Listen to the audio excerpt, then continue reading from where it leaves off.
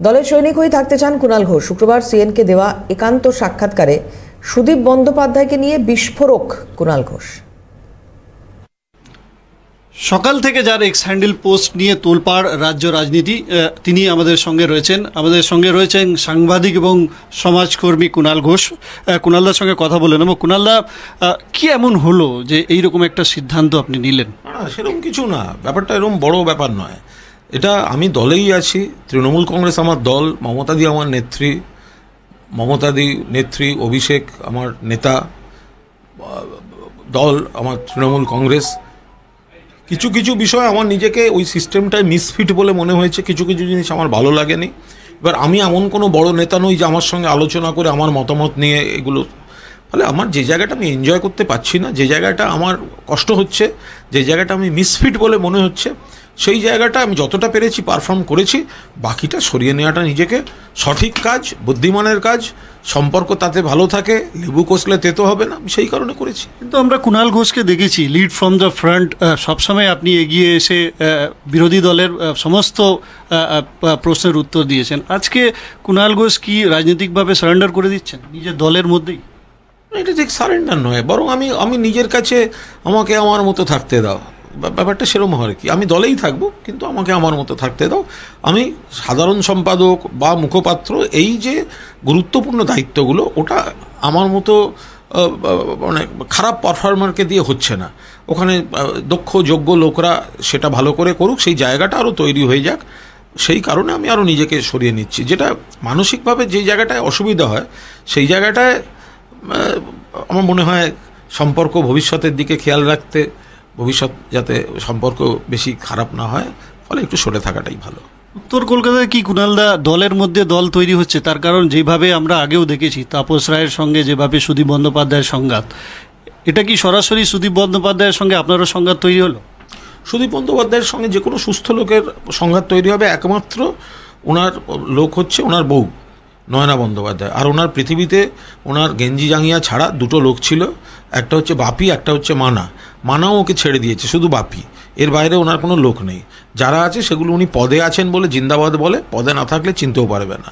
তো ফলে উনি সংগঠনে সবসময় সব ওয়ার্ডে গ্রুপ জিগিয়ে রেখে দেন, সব গ্রুপ জিয়ে রেখে দেন, এর পেছনেও তার পেছনেও। ফলে এইখানে কিছু সমস্যা তৈরি হয়ে আছে। এখন তার উপর দাঁড়িয়ে কিছু প্রবলেম তৈরি হয়। প্লাস উনি একটু বিজেপি ঘেঁষা, আমরা বিজেপিকে লড়তে চাই, কিন্তু ওনার যিনি সচিব, ওনার যিনি ঘরের লোক, তার ছেলেই হচ্ছে আবার জেলা বিজেপি সভাপতি, জেঠু বলে, প্রণাম করে, ফলে উনি বিজেপিটাও চালান। ফলে এইসব জায়গা থেকে কিছু প্রবলেম তৈরি হয়ে যায়। ওনারা মারাত্মক অভিযোগ করছেন যে একজন আপনাদের দলের সাংসদ, আপনি বলছেন তিনি বিজেপি ঘেঁষা, তাহলে কি করে তিনি তৃণমূলে রয়েছেন? সেটা তৃণমূলের নেতৃত্ব বুঝবেন। আমাদের বক্তব্য, আমাদের ধারণাটা দলকে জানানো। এখন যদি মনে হয় যে তাকে সেখানে রাখা থাকবে, তিনি বুঝবেন। সুদীপ বন্দ্যোপাধ্যায়কে ভোট দেওয়া মানেও বিজেপিকে ভোট দেওয়া। কেন মনে হচ্ছে কুণালদা? তার কারণ দীর্ঘদিন ধরে রাজনীতিবিদ, দীর্ঘদিন ধরে তিনি এমপি। উত্তর কলকাতার যারা এই রাজনীতিটা করেন তাদের সঙ্গে আপনি কথা বলবেন, যাদের সঙ্গে কথা বলবেন তারা সবাই এই কথাটাই বলে দেবে। উনি মানুষকে বিভ্রান্ত করে বিজেপি বিরোধী সাজেন, কিন্তু বেসিক্যালি একবার তো মমতাদিকে টপকে একা একা বিজেপির মন্ত্রী হতে গেছিলেন, সেবার মমতাদি আটকে দিয়েছিল। যাই হোক, 2009 সালে আমার হাত ধরে ফিরেছেন তৃণমূলে, আমি নিয়ে গেছিলাম মমতাদির কাছে, মমতাদির হাত ধরে ক্ষমা চেয়ে তৃণমূলে ফিরেছিলেন। ফলে উনি ওনার স্টাইলে উনি রাজনীতি করে যাচ্ছেন। সিনিয়র লোক, বয়স্ক লোক, 80 বছর বয়স, হ্যাঁ 80 না হলেও ওই 77, 78, 78, ওইরকম একটা কিছু হবে। সুস্থ থাকুন, ভালো থাকুন, যতদিন বাঁচবেন এমপি থাকুন। কোথায় কি কুণাল ঘোষ উপেক্ষিত হচ্ছেন উত্তর কলকাতায়, সেই কারণ হয়তো এই রেশ? না, আমি অত্যন্ত আমার মতো করে জল করে জ্বলছি, আমি কোথাও উপেক্ষিত হচ্ছি না। যে সিস্টেমটায় দলের সমস্যা হচ্ছে, অসুবিধা হচ্ছে, সেগুলো আলোচনা করা, সমাধান করা আমাদের উচিত, কর্তব্য। যে সময়টা মনে হবে খুব বিরক্তিকর, সেই সময়টা নিজেকে সরিয়ে নেওয়াটা বুদ্ধিমানের কাজ। কুণালদা, পরবর্তী আপনার পদক্ষেপ কি হবে? তার কারণ কুণাল ঘোষকে আমরা এতদিন দেখেছি lead from the front, Trinamool কংগ্রেসের হয়ে মুখপাত্র হিসাবে দায়িত্ব পালন করেছেন, বিভিন্ন জায়গা আপনি সমাবেশ করেছেন, বিভিন্ন সভায় ছিলেন। আজকে আপনার অবস্থানটা কি রয়েছে? আমি তৃণমূল কংগ্রেসের সৈনিক, মমতাদি নেত্রী, অভিষেক আমার নেতা, আমি তৃণমূল কংগ্রেসের একজন সৈনিক। ফলে আমার অবস্থান সেখানেই আছে। বাকি সাংবাদিকতা করি, সামাজিক কাজকর্ম করি, দিব্যি থাকবো, আর এলাকায় আমার তৃণমূলের সহকর্মীদের সঙ্গে রাজনীতি করব। মনে হচ্ছে না আজকে আপনার এই সিদ্ধান্তর ফলে উত্তর কলকাতা দলের মধ্যে একটা প্রভাব পড়বে? আমার মনে হয় না, আমি এমন বড় কেউ নই, তার থেকে বড় সাইজের শাহজাহান হচ্ছে সুদীপদা। ফলে সুদীপদার এতখানি শাহজাহান টাইপ অ্যাপিয়ারেন্স এবং শাহজাহান টাইপ ব্যাপার ট্যাপার, তো ফলে ওখানে আমি আর কি করব, ওখানে আমার কোনো। কুণালদা, এই বিষয়ে কি আপনি দলের সুপ্রিমো মমতা বন্দ্যোপাধ্যায় বা অভিষেক বন্দ্যোপাধ্যায়কে জানিয়েছেন? আমার যেটুকু বক্তব্য সেইটুকু আমি জানিয়ে দিয়েছি।